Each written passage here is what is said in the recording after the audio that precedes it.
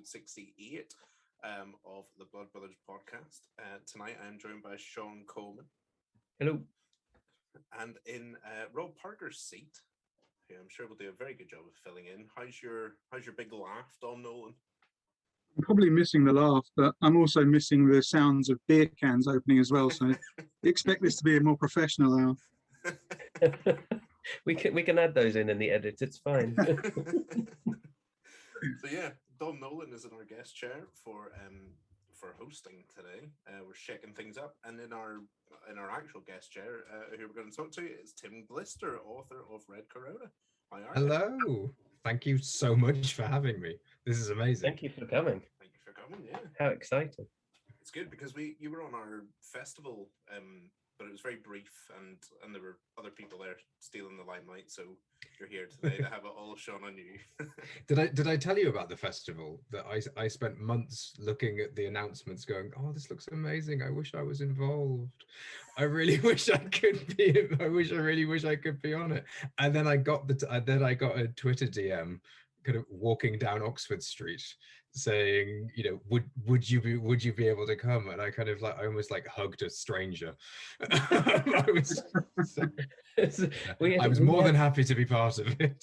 Because we'd had that planned for so long, hadn't we, Chris? And we'd be like, yeah, this is it, this is the date. And then, maybe we can do a Friday, maybe we can do an extra one on the Sunday and fit everything in. And then way after we'd planned all of the dates, I went to look at the house to buy, put in an offer, and completed and exchanged on the day of the festival. And you're like, wow, how is this even possible? I've never known an estate agent, well, estate agents are bugger all, but I've never known anything move so quickly as the promise of no stamp duty galvanized everyone.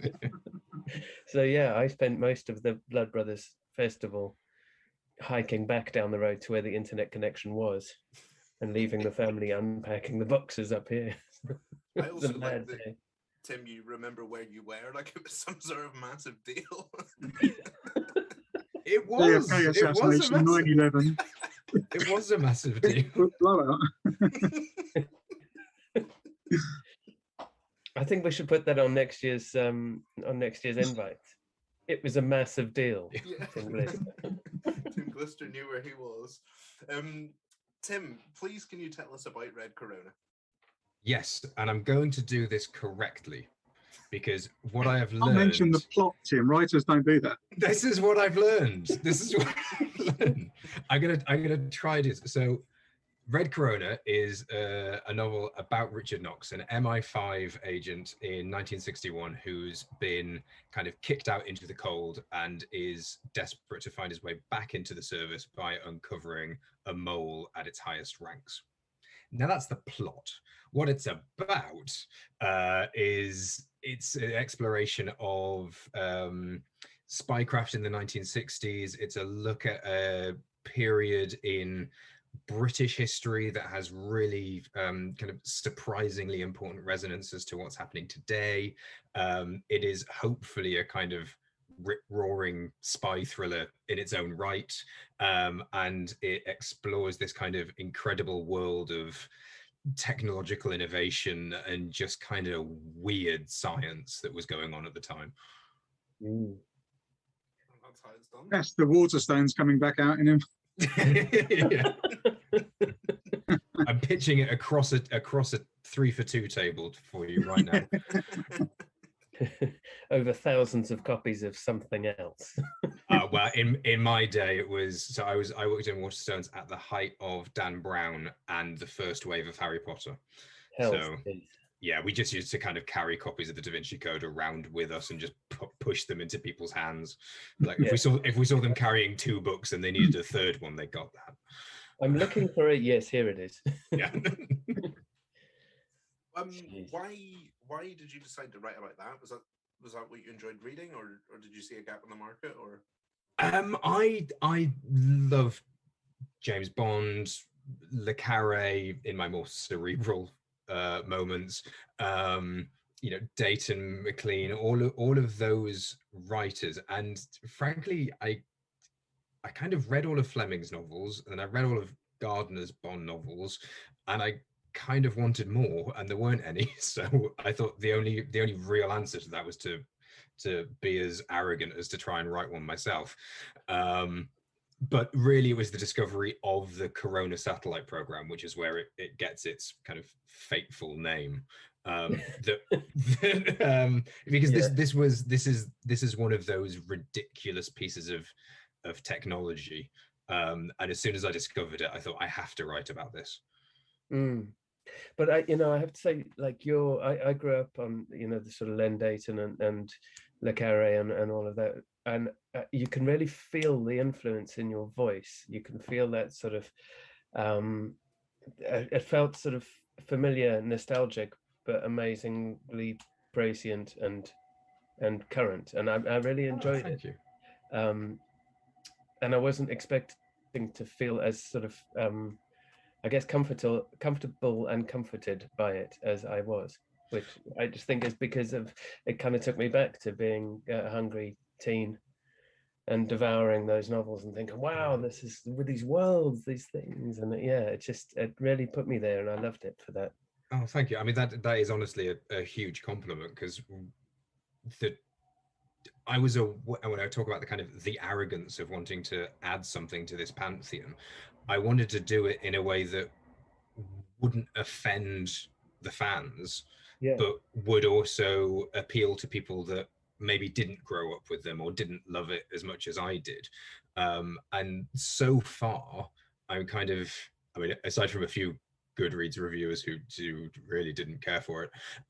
We'll get to them later in the show. Yeah. for the most part, kind of, I haven't offended the lifelong fans, and I haven't, and I haven't confused the people that I've persuaded to read the book. Yeah, no, it's a deftly handled line that you walked there. I thought it was really clever. I really enjoyed it for that. So thanks for taking me back to my troubled teens. My pleasure. Do you think there's much difference between if you were setting an espionage or intrigue novel in the contemporary world to the Cold War setting? Because it seems to me there must be an evolution, the sort of the illusion of the rules of gentlemen that kind of exist in the Cold War thing, which maybe doesn't anymore. But like you said, also with the Corona satellite and a sort of mass surveillance idea, that's the sort of nascent stages of the world we live in anyway, isn't it? Yeah, one of the reasons I've loved the Corona satellite and the story I could build around that was because if I could have written this novel in the present day, but it would just be a lot of people looking at screens. And I have as many kind of film and TV influences as I do literary ones. And I just remember watching Spooks and thinking, God, these writers have to come up with so many different ways of not having everyone just sit in front of computer screens. You have your computer experts, but there's a version of this novel that's someone going through a CSV file, which is not particularly kind of exciting. So at least it wasn't comma delineated. It's fine. It's but I think shifting it back into the 60s gives you a little bit of nostalgia to play around with. The Cold War is still mysterious and sexy, and you have people doing more because there's so much more spycraft physically that needs to be done. Sometimes I wonder if that idea of like the old-time gentleman spy is born out of context and necessity. It's like, if they could do what we can do now, would they have been gentlemen? The other element that kind of attracted me to the past was I've read quite a lot of quite commercial books where they're set in the modern day and the bad guy is an Islamic terrorist, and that's about as much characterization as you get. I kind of, and like I actually thought kind of there's still a lot of fertile ground to be explored with the Soviet Union, and that I felt a lot more comfortable exploring in terms of a society and a power structure which you could compare to America and Britain, because they're analogues and inverses of each other. yeah, so I thought that gave me a way to explore something that I could almost dig a bit deeper into, but also be a little bit more removed from, so I don't end up either falling into kind of crass pastiche or being unintentionally offensive. And will you?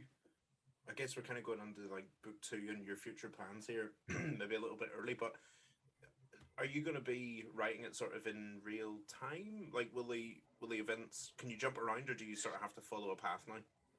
I'm kind of going for a chronology. So book 2 is written, it's copy edited, it's listed for pre-order. Please pre-order it. It's coming out in February in hardback. I should say it's called A Loyal Traitor, just to get the full plug in. What I've tried to set myself as a kind of loose rule is that I want to write stories that happen around or underneath or behind real world events. So Red Corona, obviously, it's bookended by 2 real world events. I won't give away the final one, but the first one is the Corona satellite program, which was this kind of insane step forward in terms of surveillance technology, but was also really kind of unsophisticated by modern standards. Book 2 is 5 years in the future, so 1966, spring 1966. It happens about a fortnight before the World Cup, so I don't have to write about football, because I wouldn't know how. But that was going to be my big question: is the World Cup going to be in it? But it's set in April, around that the election when kind of Labour had suddenly come into power, but with a single seat majority. So it's kind of again looking at Britain in a quite precarious political and economic position. It's Richard Knox again, so the plan is to kind of follow him through and see how his relationship with MI5 changes, how his relationship with the city of London changes, and that kind of that Cold War that to give you a little bit of a clue, in 1961, all the Cold Warriors are still quite energetic and patriotic and understand the righteousness of what they're doing. And by 1966, they're all starting to kind of wonder if they're stuck in a battle of attrition that's going around in circles and not really achieving anything.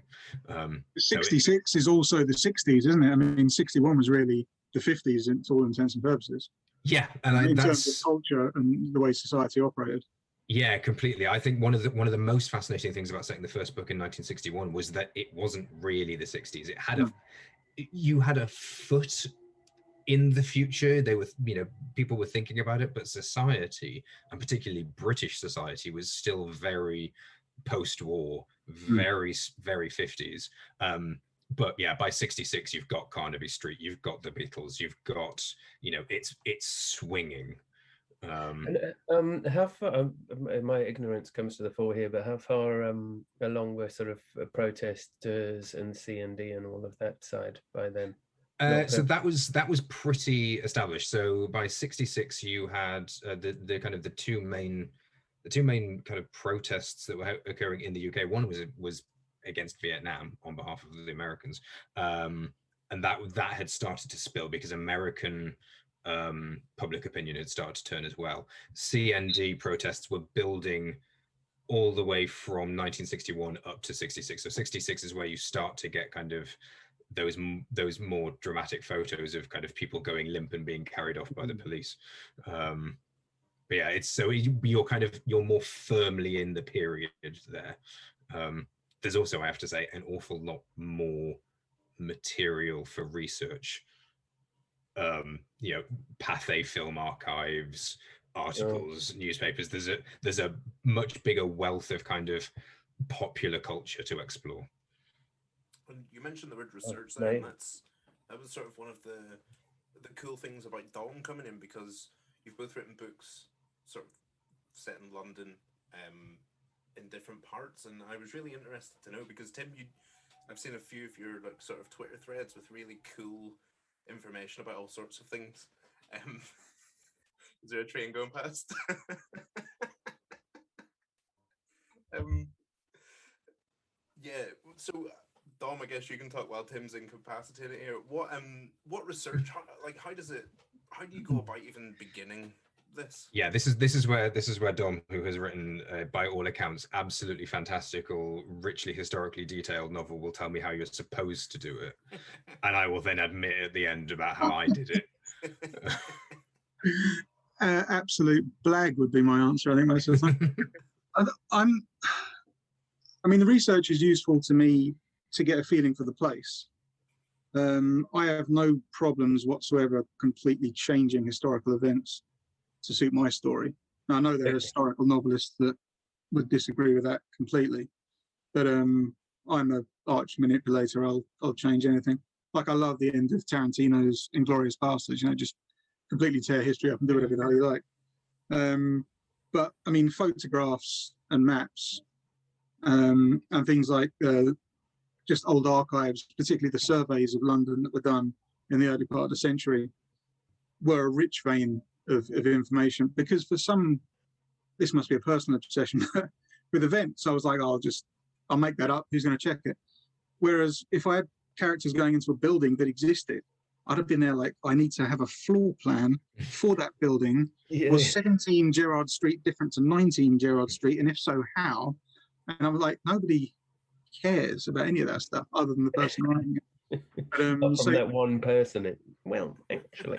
Exactly, it's become obsessed with it. But yeah, so that kind of particularly visual. I mean, I think photographs are huge for me because I think I view scenes visually when I write them. So photographs are helpful just to get a flavour for it. But I've got to admit, I don't go overboard. I don't go looking for primary evidence or go on little road trips somewhere. Even. I know some authors go nuts.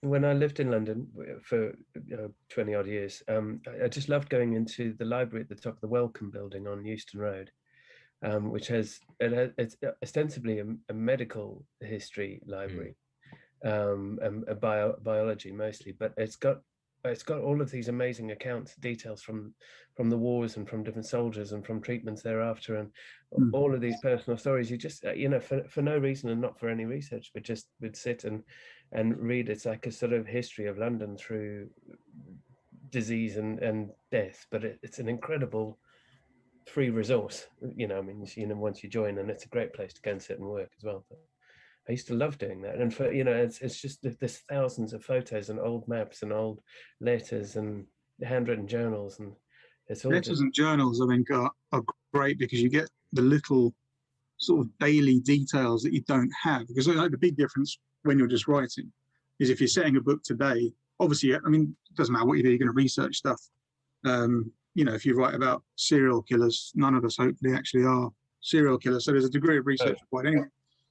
But if your character's making a sandwich, you know how that works in the modern day. Whereas if I have a character making a sandwich in 1935, I have to think, did they sell sliced bread in 1935? You know what I mean? So you don't have the sort of quotidian level of sort of back pocket information that's handy. So journals and diaries and stuff, particularly like working class people, just everyday life, not sort of the journals of Lord such and such, whatever. For that and for voice, I think just sort of family dynamic and voice and those little snippets that bring a world to life that you could glance on, but it doesn't come to life until you sort of read those accounts.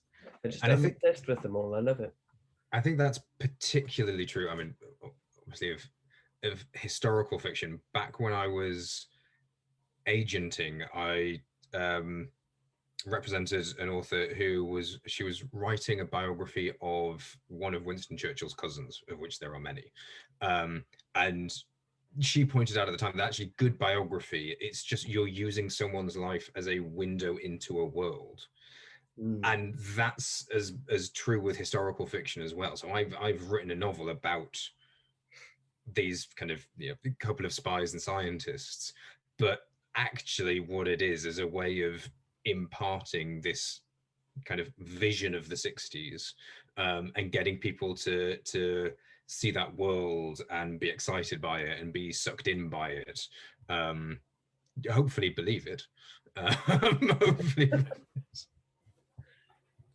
And then how did that work with the Russian city? Because is that from your imagination, or was this a real city? Or so that actually, that was where I realized I might be doing an okay job of it, because someone on Twitter did say that once they finished, they started trying to research the city, which I had completely invented. It didn't. So that was a complete. The city itself was a complete work of fiction, because I just needed to put something close enough to a border for it to make sense for a character in their journey. Obviously, Russian science cities, closed cities, there are loads of them.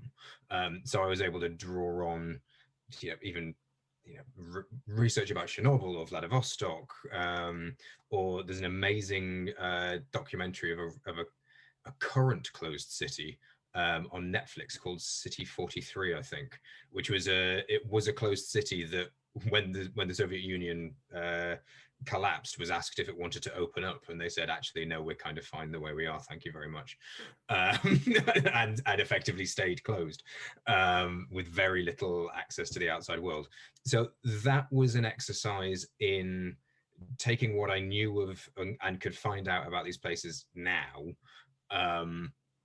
finding out what I could kind of about them, say 20 years ago, and then just kind of extending that principle logically a little bit further into the past. And it is one of those instances where you can get to kind of play and create and create a world, or at least a specific environment that I had free reign to completely serve the functions I wanted it to. Which might be why people thought it kind of felt very real and tangible, because I really cared about creating it. Yeah, no, I was completely filled into believing it was real. It's, that reminded me. So when you were talking about it, we in the UK we had a whole bunch of they weren't closed towns or cities, but there was one in Wiltshire, I think, that is still accessible, but it's an underground replica of the city above, with everything working and functioning, and it was built in case the bombs went off. Yeah. And it was sort of designed that you could sort of live for a year or something. And so I might have to find that, because it's taken me in a little book somewhere. I've got, that's a fucking great idea. It's just like one of those and this is back in the day when I used to cut things out in newspapers and magazines and sort of weird, out of the week or whatever, and go, yeah, that little snippet of something. I'll dig it out for you, because there was somewhere on the old, distinctly remember it being the old version of the BBC, so the BBC website. Because around 2000 odd I found it, but anyway, I'll dig it out for you, because it is an interesting. Yeah, I mean, I am obsessed. I mean, to talk about kind of stories about things that are happening kind of underneath real world events, I'm also obsessed with what is physically underneath the real world. I am the person that goes on those walking tours of abandoned tube stations by themselves, because no one will come with me. Have you been on the tour at the back of Mount Pleasant, or inside Mount Pleasant sorting office? Yes, it's fantastic. And there's amazing postal trains that connect up to the Bank of London and the. Yeah, there is a photo that a friend took, because I did persuade some friends to go with me on that tour, of me sat in one of those trains, kind of looking up with the wonder of a child, as an at the time 36-year-old man. There's a picture of me in one of those trains, lying down, seeing if you could fit a body in and close the thing over the top, and thus transport a corpse into the vault of the Bank of England. That's important research. Yeah, this is the kind of thing. Yeah, so long as he wasn't over 5'8" and 5'8", you could definitely do it. Get a short corpse, we'll be fine. Tim, I wondered about the characters that you use in a point of view fashion, because I think you got 4 that you move between in the book. I mean, you've got Nox and Irina being the main ones, but Madev comes in. We have Only General about halfway Medev, through. Yeah. and Abby Bennett as well. Abby Bennett, right? Yeah. Yeah, and that So was with Madev, was that always the plan, or did you find you needed like a sort of more Russian point of view at some point? Medev came later, Mm. or rather, he always existed. But to be blunt, I realized I needed to build him out to be more than a plot device. And I think what almost happened was I kind of, by the time that I was doing that, I felt quite free in the sense that like the core plot was there, it all hung together. I'd hit my word count.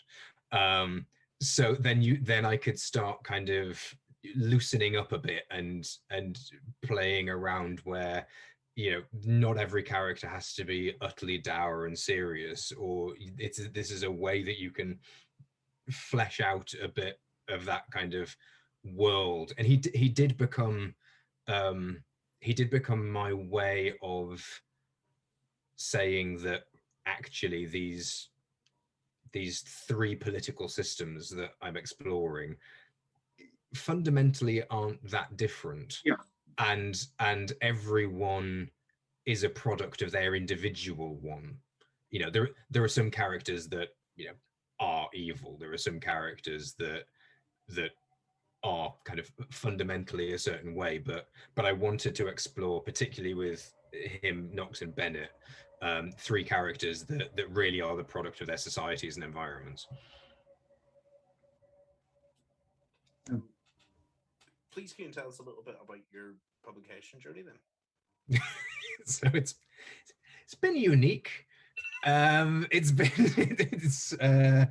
I wrote the novel in, I want to say 17 to 18, and then I rewrote it a couple of times, as you do with the debut when you realize it's about 60,000 words long and not really good enough, and built it out to that point.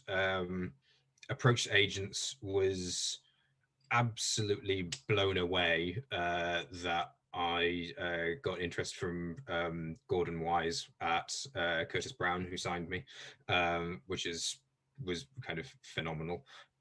We then, you know, as you do with the agent, kind of polish it up a bit, you know, do a few little more rounds, put it out on submission. Point Blank, the crime imprint of One World, were interested. And again, this is me fixating on when I discover news. I found out I had an offer on the book on a rainy Tuesday night in January while I was having a new mattress delivered. And like, it was a heavy old thing. Like, me and two delivery guys had to get it upstairs, like finally got it in position, like sat down completely exhausted, opened up my email because terrified glutton for punishment, and then suddenly there it was. So we signed with Point Blank. I worked with Jenny Parrott there, who is an alchemist. She's one of publishing's kind of great editorial minds. You get some editors that will kind of send you 15 pages of really specific, maybe even prescriptive notes. Jenny will have a 20-minute conversation with you, and one single sentence will unlock everything that you realize you need to do to elevate the novel to as high as it can go. We were all set to publish in May 2020. I've written a piece for a blog about kind of people's publication journeys, because I was like, I had a plan. It was an American election year. I'd written a novel about surveillance and kind of the birth of issues around data privacy. You know, it's about America and Russia and a Britain lost between Europe and these two superpowers, and it's called Red Corona. And then obviously March 2020 hit. The world changed. We had to have quite difficult conversations about if if the book should exist, let alone if we should retitle it. I think part of that conversation was, well, ended up being dictated by the fact that we'd already printed it. So so it did exist. And then it became a case of what could we do? And we all agreed that we absolutely couldn't release it then.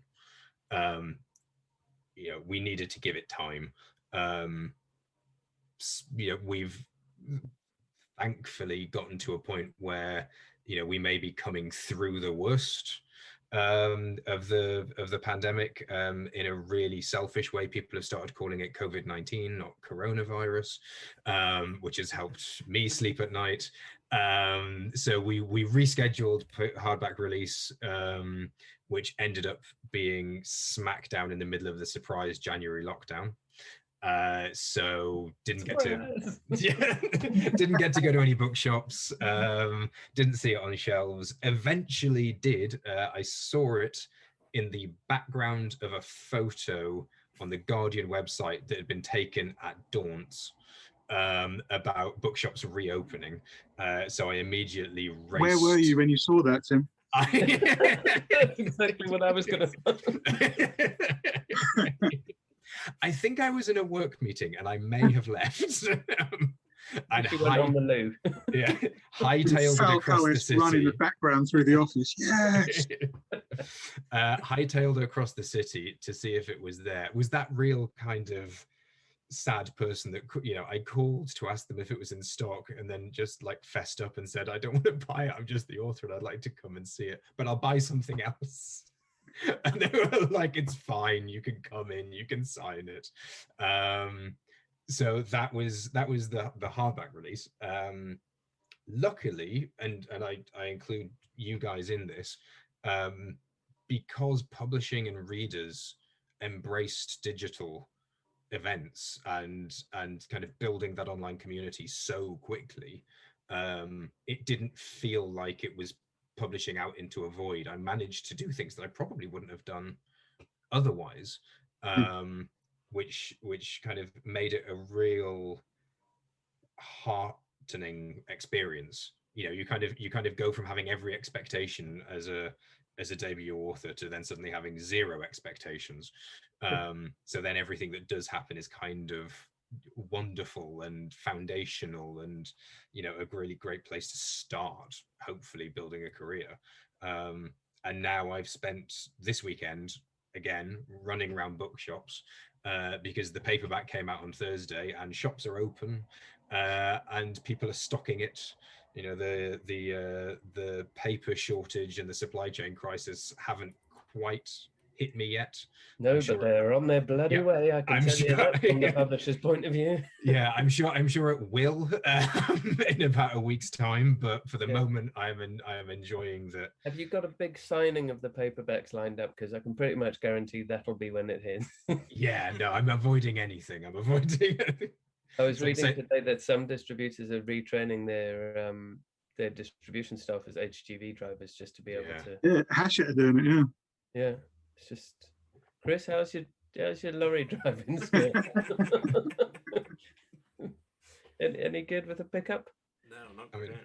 I've got a Zipcar membership, if that helps. That is extremely helpful, and I'm able to on you at a moment's notice. I'm very London. You said about the book, like there were talks about it not existing. Why would? Because of the subject matter? Because of the subject matter, because of that word. And this was at that point where, I mean, at the time I had COVID-19, because I was one of those people that was still going on holiday when we probably shouldn't have been going on holiday that March, and sat on a plane that had come from Venice and hadn't been cleaned, and lost my sense of taste and smell, and slept for a solid week. I count myself kind of lucky that I got off quite lightly, but it wasn't just the name. It was, well, I suppose it's mostly the name and the physicality, because obviously with with a hardback, the name is on the top of every other page.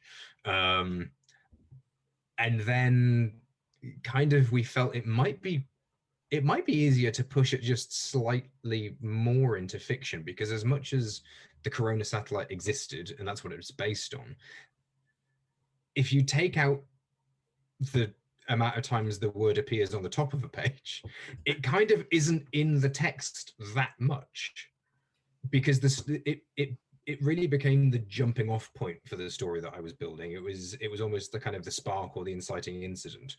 But this isn't a novel about people at NASA building that satellite. It's not about those. It's not that kind of story. So I think there was a thought that actually it might be possible to just kind of like rename the Corona satellite something else. But by that point, we just hit that moment where the books had been printed, the jacket had been designed, sales reps, bloggers, people knew that this was what the book was, and we knew that people would be extremely accommodating as much as they could be if we ended up having to do something like that.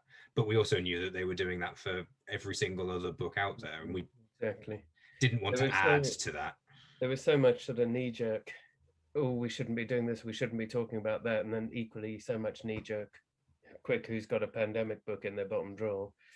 And sometimes you just kind of go, these things will find their zeitgeist, and well, that was the zeitgeist is there, these things will fit it or they won't, and it'll live and breathe if we stick to going, this is a good story ready to be told. And these things will collide in a lot of ways to make us question whether it's the right time to do it or not, but it clearly is. And I think what's it's done phenomenally well as a result, and not because people went, it's like when you saw all the boxes of Corona beer being left on the shelf because people were a bit fearful that that's how it was spread. You kind of go, oh God, is this what we're dealing with? But unfortunately, probably not your readership. And then I think what's nice about that, and that kind of the Corona beer is a good example, is that kind of the longer it went on, the more of a joke it became for people, and that was nice. I had people kind of, no one came up to me and was like, oh my God, what are you gonna do? People came up to me and joked about it, because there were so many bizarre things, like the font of the title on the front jacket. We designed the front jacket, it was amazing. About a month and a half later, they released the first poster for No Time to Die, and it was the same font. And I've written a 60s spy thriller that has, I thought it was all going to line up. I was going to come out. My original pub date was directly halfway between the original release date of No Time to Die and the original release date of Black Widow. And I'm like, this is perfect. This is great. I'm going to tweet the crap out of this. But then, well, as it happens, I'm now actually kind of back there because Black Widow is out and No Time to Die is about to come out. So maybe I'll still get that opportunity. But people started to joke about it, and even people I knew who had gone through really bad personal experiences, it kind of gave them something to laugh at. And I am absolutely fine with being that thing. But I have to say, I mean, you all know I'm obsessed with covers and jackets anyway, but I loved it. I loved the jacket for your book. Oh, thank you. Both jackets. That's phenomenal.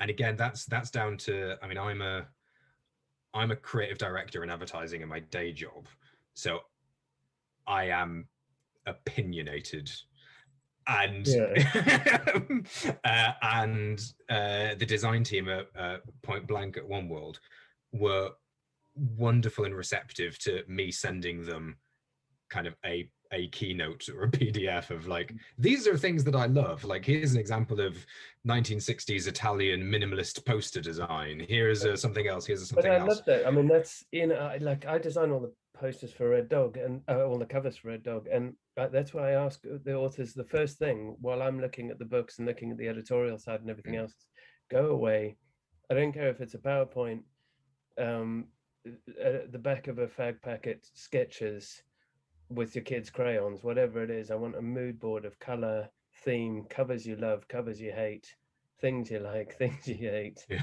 And put it all together, so I've got a sense. I know what the story is, but I think I've never been as disappointed as seeing the cover. I think it was my third book, and just I got sent it by the German publishers who were doing the first release of it, and I looked at it and was just like, I'd had nothing to do with it, but it was like I'd not even read the book, you know. And you're holding this thing, and then of course all the first reviews start coming in, and they're going, "Oh, it's nothing like I thought it would be." And I'm like, well, that's because the cover's a cock of shite.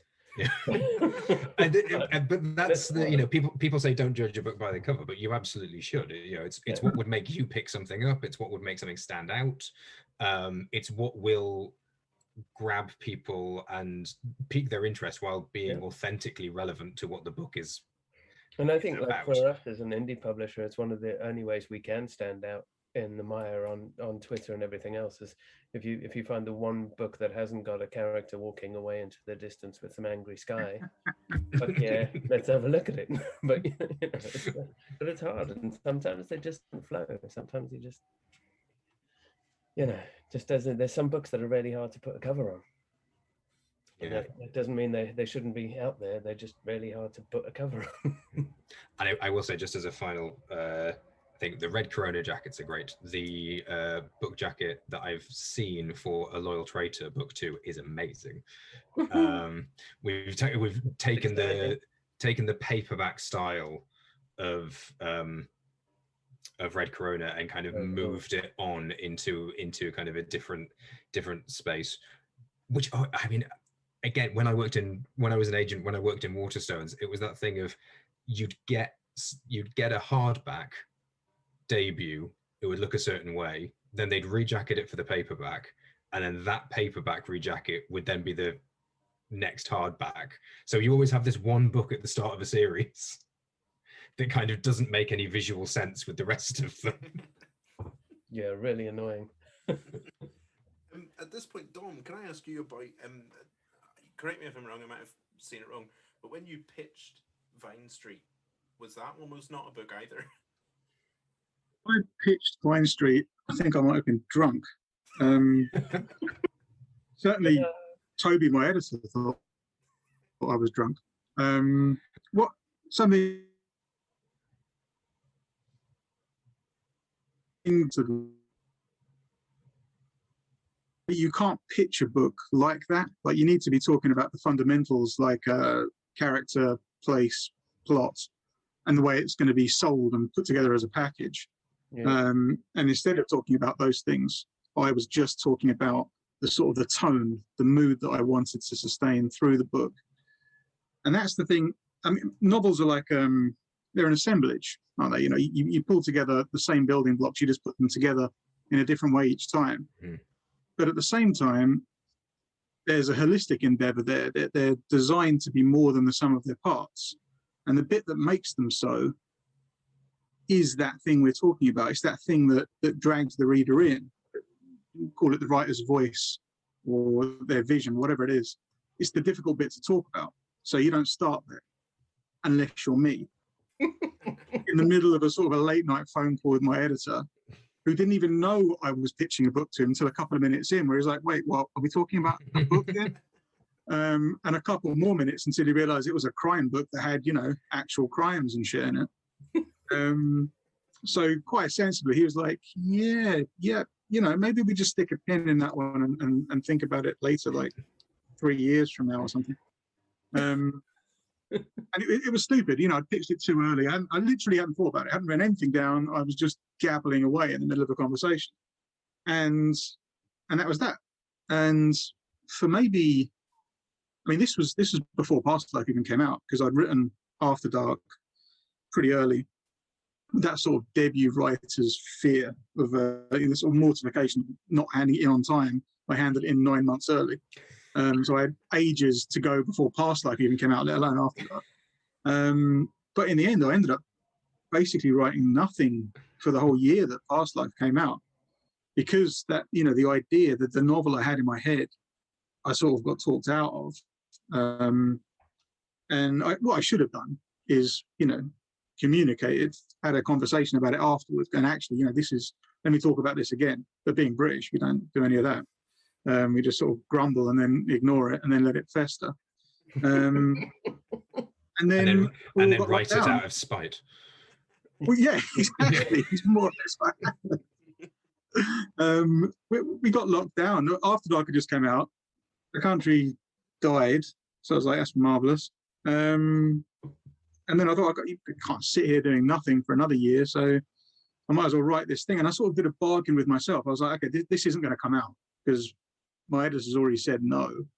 But I'm just going to do it for me, and then we'll see what, I wasn't even that interested about the idea of sticking out on submission elsewhere. I just wanted to do it. And I did. And thankfully, when he then saw it, he said to me, if I'd shown him the book that I'd spoken about, there's no way he would have bought it. But I didn't. I showed him the book I wrote, which apparently was a different animal. So, yeah. And then it moved really, that was March, end of February, start of March this year. And it's coming out in November, which for a big traditional publisher is insane. Yeah. Yes. And so when do you start giving courses on elevator pitches? Because I reckon people are signing up. It worked, to kind of get all Gwyneth Paltrow. You manifested it out into the world. He was ready. He knew that, your editor knew that was coming at some point. So you'd broken the seal or opened Pandora's box. You're not comparing his book to one of those candles, are you? No, does it explode? No, it doesn't have that kind of sense either, I don't think. I should hope not. But it's a funny thing, though, isn't it? A lot of it's like anything in publishing is timing, because if I was out of contract at the time, I had a 2-book deal, I delivered both books, so then it was, what are you going to do next? But if I'd had a 3-book deal, say, and I'd pitched it and they said no, then I would have had to have written something else. Yeah. Whereas as it was, I did have the freedom to just go, oh, well, this isn't the way publishing works in my head, so let's change reality to suit what I want. And went away and wrote it. But that's just fortune, really, isn't it? It's worked out well. Yeah, that's a silver lining of lockdown. When you go, well, there's bugger all else to do. So I may as well write this thing I've had in my head. Yeah. But I think that's important. It wasn't just that I wrote it despite lockdown. There's a large element of I wrote it because of lockdown. If that hadn't happened, my thinking went up, because it was just sort of, well, fuck it, the world appears to be falling apart. Just do the thing you want to do and try and remember what it was that made you want to write in the first place, which is how I felt about that book. Did it give you a sense of escape? Because I was writing through lockdown as well, especially the first one when it was new and novel.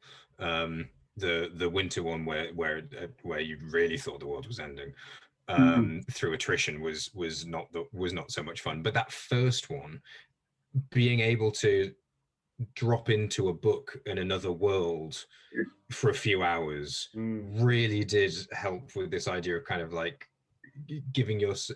feeling like you weren't in those same 4 walls every day.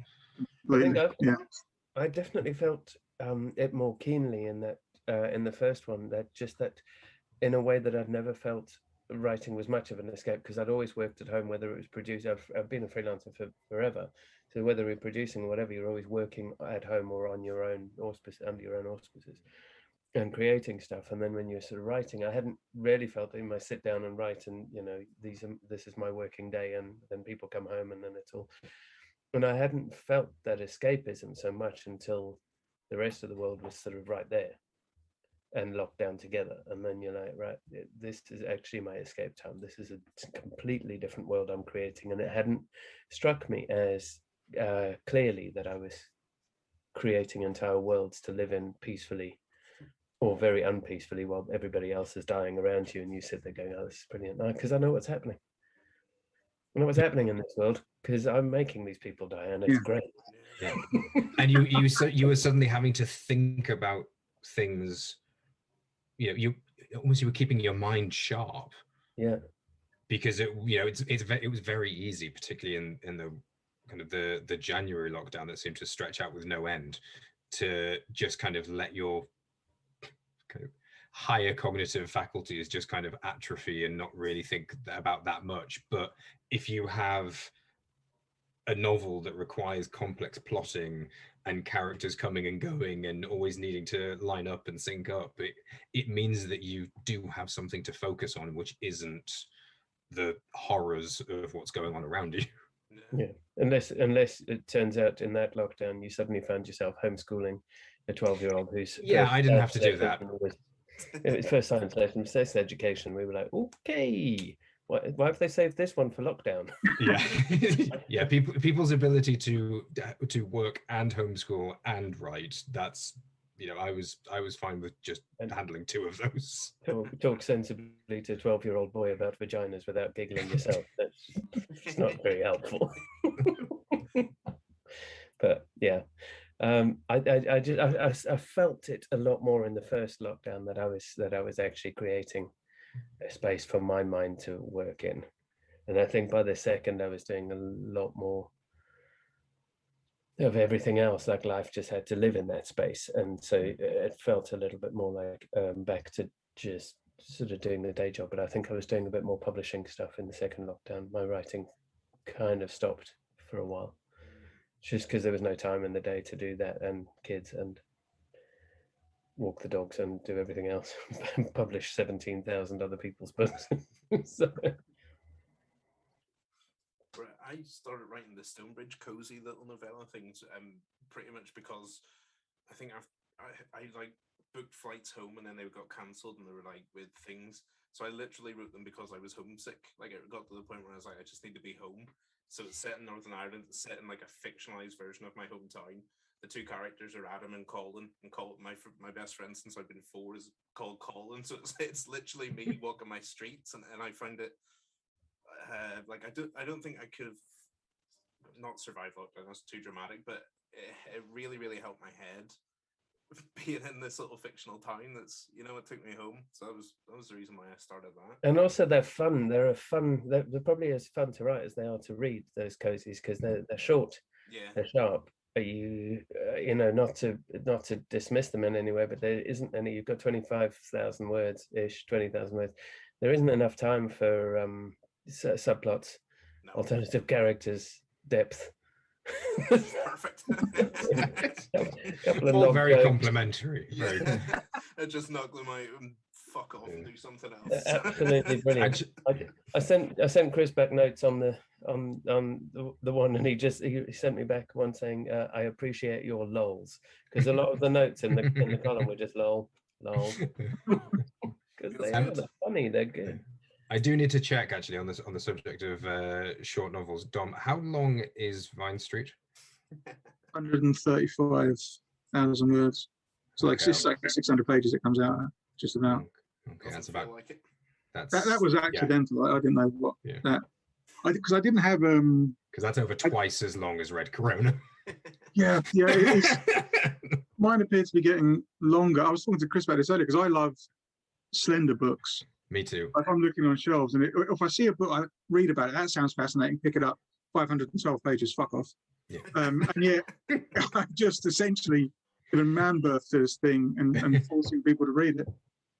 So yeah, I'm not really sure how that works. It appears to be a sort of cognitive dissonance there. But well, I didn't even have a daily count I wanted to hit when I started doing it. I'm just going to have fun doing this.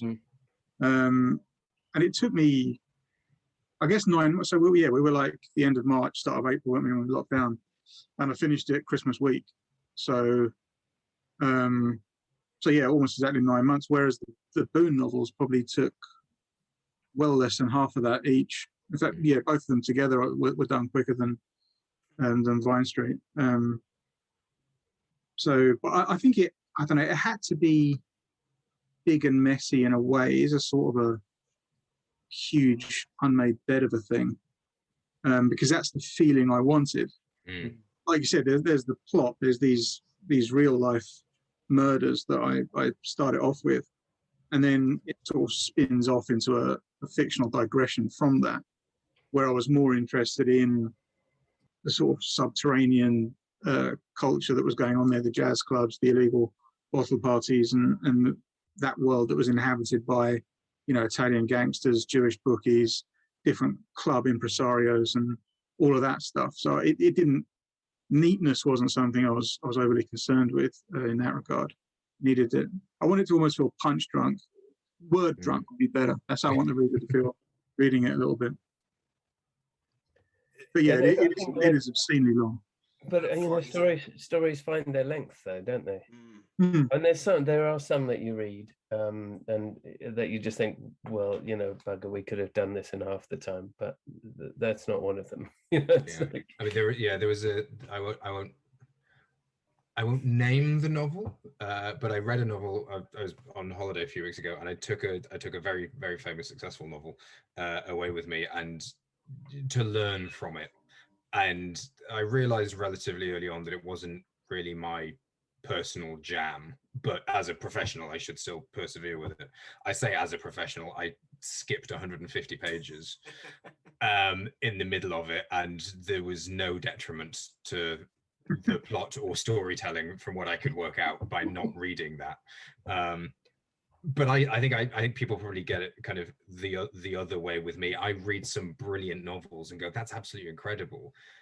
Here are the 5 chapters I wouldn't have written, but I probably should. yeah.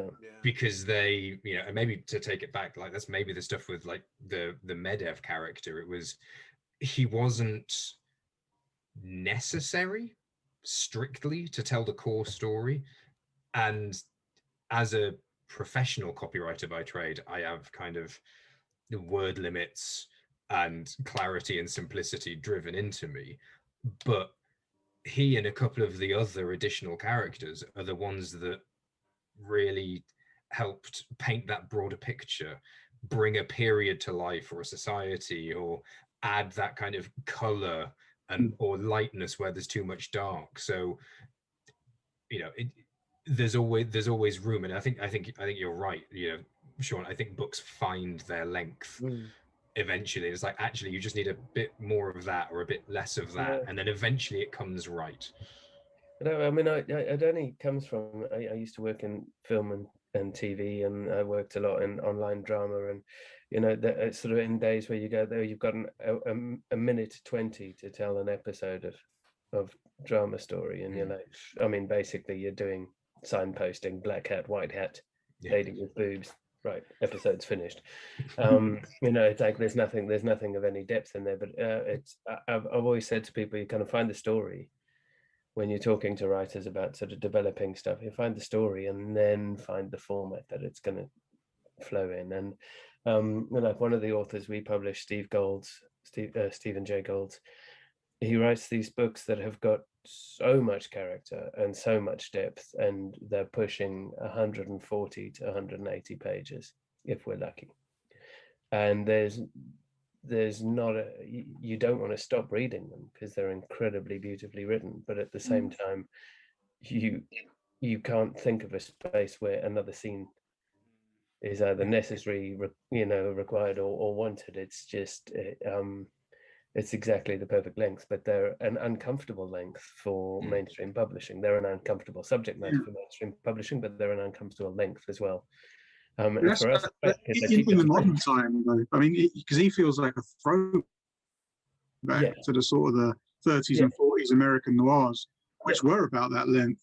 Exactly it's a funny thing to me, the lengths. I mean, obviously, commercial publishers, you know, who want books on Tesco shelves or whatever, will have funny ideas about lengths, but nobody has any problem with selling a poetry collection of like 70 pages. No. You wrote a novella of 70 pages, everybody would be like, yeah, you're like, oh, I don't know how we can print that. Yeah. Which to me seems crazy. But that seems to be a particularly Anglo-centric, or at least British thing, because I mean, the French will publish novels that are tiny great things. I mean, I was going to say, you know, Simenon, Manchette, you know, Dard. I mean, they've got guys whose entire oeuvre exists in solely sub 200-page books. Exactly, and I think it's quite common in Europe, even in contemporary publishing. If you walk around, you're sort of 100, 120 pages, and that's it. We're done. Good. And you know, like even in German, where the words are fucking half a page long and just one word. Because we when I was agenting, we handled German rights for an American thriller writer who wrote the big chunky American thrillers, and her book would get published in 2 installments in Germany. It would be physically end up being 2 books. But then that's also a sort of weird quirk of German publishing, because my first book was 120,000 words, and that was commissioned by the German publisher on 6 20,000-word installments. So it's a novel that's written by me as a novel that was published by them in 20,000-word installments. Really, that's interesting. Fucking madness. They love a serialized novel there, and then they tried to publish it the same way here, and you basically just got thousands of reviewers going, "This is shit. It's only the first part of the novel." They tried that with Stephen King, didn't they? Probably like 15, 20 years ago. Yeah. He did a serialized one where they were doing it, and he just didn't. Nobody in America or Britain was like, why? Just give it to me all in one Give me go. the bloody book. I just want to read it in one night. Yeah. But in Germany, it's a huge thing, and the serialized novel. Okay, weird, but fine. Knock yourselves out. Can we do it as a one-whole one here, please? People don't like The it. only time I've seen it in America is Playboy often serialized novels. Then I mean, they serialized one of Dennis Johnson's novels, the crime one he wrote. In the magazines, rather than they did it in like 3 or 4 sections. I'm trying to think of the name of it, and it's gone from my head completely. But it looks like you're looking for a bunch of Playboy magazines now. Thumb through the collection. Yeah. That's Just the give one. me a second. It's March 2003. Yeah. For the listeners that can't see, he's thumbing through a vast grubby looking copies of Playboy magazine. Yeah. But they're authority for themselves, I guess. But I think, obviously Dickens and whatever, it used to be the law of publishing over here. But that was my sort of stand-up joke, is that I remember having a fully fledged argument with my A-level English teacher about Dickens and lowest common denominator writing and serialization and bullshit, because you can't keep hold of your characters, and we've spent 5 pages getting to know somebody who sounded great, and then they get lost halfway through. And then that was the first book I ever wrote. I wrote back to him, I understand Dickens better now. I forgive him for his shit. But there's a lofty comparison. At this stage, should we play a game? I think we have to, because I'm gonna have to run in a bit. Oh god, games. We'll whiz through it. So Tim, we usually play a 1-star game where we look at someone that's given you a 1-star review and then look at what else they've reviewed. I'm not sure. Do I have any 1-star reviews? Don't, so I've adapted it. I have a 1.8 star review. Someone very specifically gave me 1.8 stars for trying. Again, I had one for trying. I love the way it's so about that. Do I have a 1-star review? If you weren't quite sure about it. Yeah. Well, what I meant was, have I had a 1-star review in the 3 hours since I last checked? If I have a 1-star review. Absolutely mortifying if Chris went, yeah. So there's this one. This one. There's a load of them. It's the Times. They eviscerated it. They really didn't like it. They don't normally do stars, but this time it was something about the title that really. No, I did. One of my favorite negative reviews was someone who very clearly thought he was reading a Tom Clancy novel. Whoops, and just kept saying, like, this novel is not at all like Tom Clancy. This writer should read Tom Clancy if he's going to write Tom Clancy novels. And I'm like, I don't know who told you that I was ghost writing Tom Clancy novels, but I'm not. But I would comparisons are fantastic. On Vine Street's on NetGalley, which is a horror show. There's a 1-star review where the guy keeps on saying, "This isn't the Sweeney." Like, obviously it's not the fucking Sweeney, mate. It's 19 sober. Yeah, he just keeps on going on about it. Regan wouldn't be doing this. All right, no, he definitely wouldn't. Sound like a 1-star review to me, but yeah. And I got, this isn't anything like Twilight, and you're like, no. Well done. It was never intended to be that. I concur completely. It's like, thank God. Would that it were. Yeah. So what I've done is, instead of 1-star or 5-star, we're going to play 2-star or 4-star. So we've successfully adapted it. Well, we don't know about successful until we've done it. We've adapted it. So I've picked 2 items from someone who gave you a 2-star review, and I really, really hope the items were not purchased for the same night. So item 1 is The same night as the book. no, it's the same night as whatever this guy's up to. Oh, right, I see. The first item is a men's sexy thong bulge pouch. Oh, I know who that is. The- I can't believe he only gave me a 2-star review. I thought we were friends. So did the and also I feel really bad because the company, I assume, is Archen Kraus, which is 2 really famous football player names. So I sort of feel like they've been tarred with this brush. But anyway, sexy thong, 4-star or 2-star? Oh God, I feel like I need to know the quality of the thong. I'm going to say 4-star. 4-star? But- Yeah. But the thong was bought on Amazon. Yes. So no feeling of the texture before you. No. I'm it's a gonna buy and hope, suggest isn't it? that he Love found the it. thong. I'm gonna suggest he found it a bit constricting. Okay. And so 2-star. Dom, what do you say? 2-star. No, I'll join Tim. 4-star. He sounds like a thong kind of guy. Discerning gentleman. So Red it did Corona. 4-star. Oh, Jesus. He said, playful posing pouch. This fulfills its brief, pun fully intended, as a piece of fun, sexy male underwear. The size guide is accurate and the fit is comfortable, although this is not really designed to be worn for extended periods after all. So that's product 1. I love the way somebody that gave your book a 2-star review makes puns about underwear on Amazon. I mean, that's just glorious. Item 2. Burt's Bees Naturally Clean Hand Wash. Oh, is it scented? It smells like honey and Can we go with the candles again? Yeah. Gwyneth, back down. honey and lavender, it's supposed to be. Oh, I don't think he liked that. It's a weird mix, I guess. So you're saying 2-star? I'm saying 2-star. Okay. Dom? Yeah, he sounds more gimpy than that, so 2-star. Yeah, I can't, unless he bought it as a gift for someone else, I can't imagine a comfortable posing pouch, gentleman, non-literary pun maker, Okay. is much of a hand moisturizer. Is a hand wash or moisturizer? Hand wash.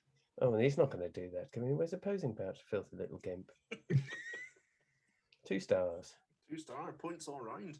And this is the sort of sign of the man. The sort of title is works well, unimpressive packaging. Oh, same as his fucking posing pouch. I bet his girlfriend did exactly the same thing. I feel like he could use that as the title for the posing pouch, the Burt's Bees, and my book. Like, it's fine. It's fine. Fine, it's not that impressive, really. It's quite a nice jacket. Yeah, that's who you're dealing with. That was actually a relatively successful middle ground 2-4. Yeah, it worked. Thank you. I felt proud of that. Yeah, shows my versatility. Oh, jeez. I'm glad that this man is discerning in the areas that he cares about, which may not be 60s set spy thrillers. No, I reckon you're safe there. To finish off, we always ask, what are you reading at the minute? So let's start with you, Dom. What are you reading? I've just finished Silvia Moreno Garcia's Velvet Was the Night, which was excellent. It's a noir set in Mexico City in the 70s during the Dirty War, when Echeverria's government was dissuading people from disagreeing with them, shall we say, usually by bashing their brains in. And it's about a secretary at a legal firm who's a sort of a Walter Mitty-esque type character. She has these, she's obsessed with these romantic comic books that she buys. And she daydreams herself into these sort of romantic notions, and anything that happens in her life, she immediately sort of tries to transfer into some romantic storyline. And then she gets caught up with her neighbor who goes missing, who's a sort of a rich girl student who's involved with revolutionary groups in the city.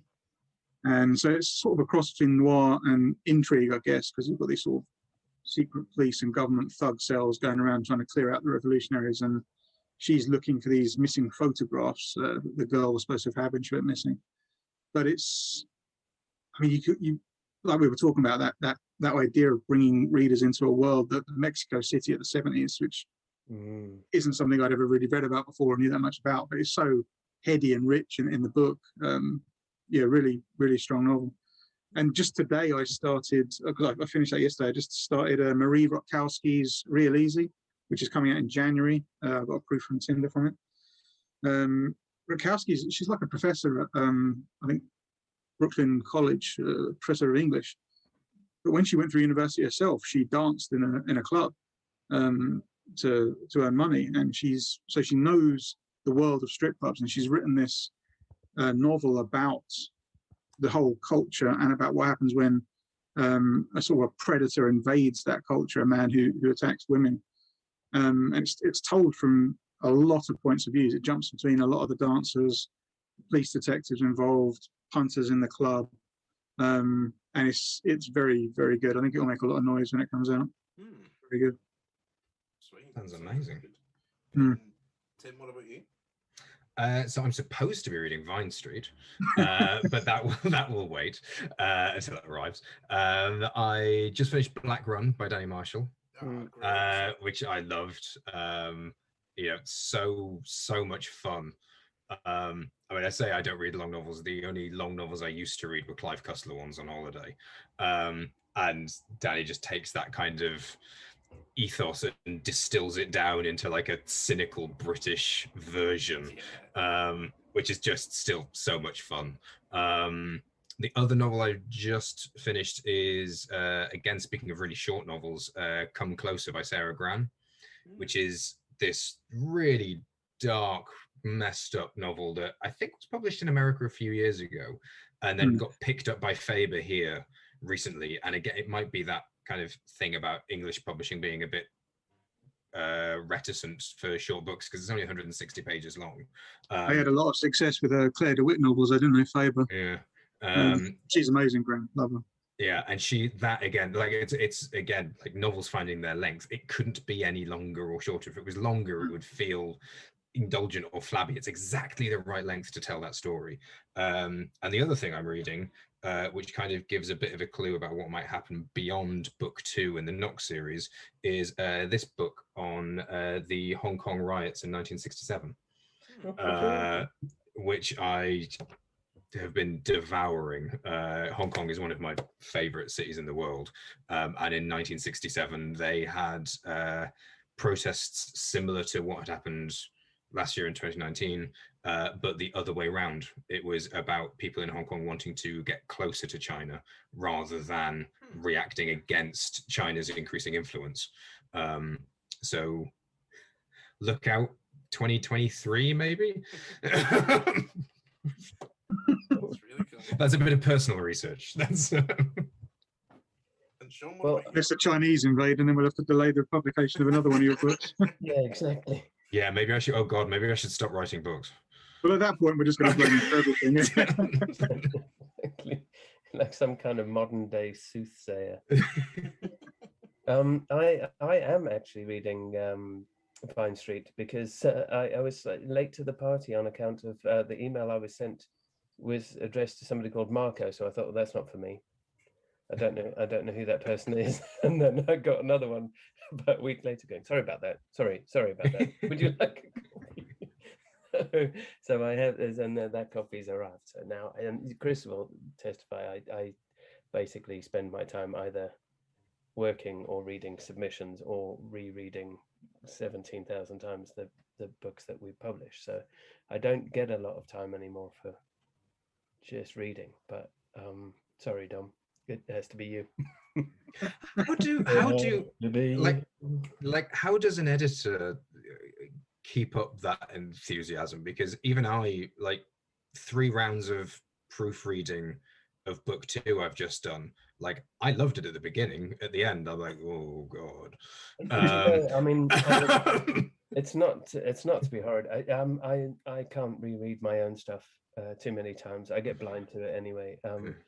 But I think when you're polishing stuff, there are some books you read and you just the joy is when you see the writer's skill, and it might be a skill that the writer doesn't even know they have themselves, but it makes them an innately good writer.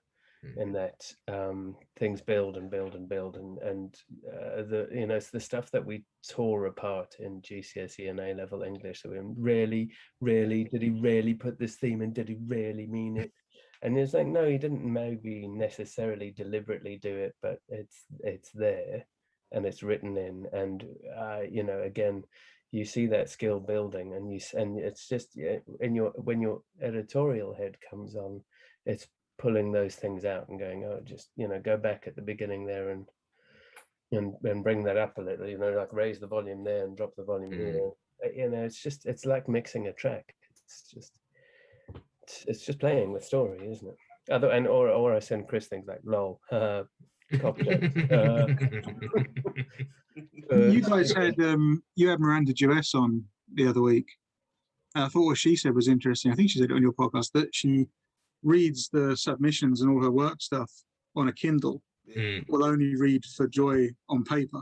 Doesn't read electronically. So she's all Chinese walls or different types of reading. I read so submissions are read to me by the voice in Word. And it's horrible, but I'm doing covers at the same time, so the computer reads me the submissions, and if something stands out in that voice, then it's worth listening to. It's worth reading, and we're talking about the first 25 pages, and I like to listen to everything. But that's a so really there you go. Aspiring Red Dog authors, try out your writing in the voice of Word. You know sure what? It works then. Because there's nothing more awkward than a slightly speeded up robot voice delivering a sex scene in the first chapter. And that's exactly how your mum's going to feel reading it. So basic. Or sound, whichever. Anyway, we digress. Beautiful. Just to finish off, I nearly finished my first Agatha Christie, The Murder in the Vicarage. That's very good. You're so young sometimes. My first Agatha Christie. No, I've not read. I'm so badly read. It's ridiculous. But I'm about to start. Do any of you know an author called Nicholas Royle? He works with Nightjar Press and Soul Publishing and stuff. I play football with him every Wednesday, and he's a really nice guy. And he's recently translated Faricide by Vincent de Swart, which I'm probably butchering his French name, which sounds beautiful. Vincent de Swart. But yeah, it's about this lighthouse keeper that's in solitude for 6 months, and it came out a few months ago, I think. So he brought that to football last week, and I'm about to start it once I'm done. That sounds awesome. Yeah, nice guy. Cool. Good footballer as well. It's no end to his talents. Whatever. Yeah, that's that. Thank you so much, both of you. It's been such a cool time to hang out and get such insight, and it's been really lovely. It's been a really lovely chat. Yeah, thank you for having me. It's been wonderful. It's been a really cool way to spend a Monday night. Yeah. I feel like a super sub for Mr. Parker. Ferguson coming on for Liverpool in the 70s. I mean, that is basically how we're going to bill you. Thanks very much, guys. It's been an absolute pleasure, and I'm going to run. Yes. Everyone say goodbye. Bye. Goodbye, everyone. Bye. Why are we waving? Bye. Bye.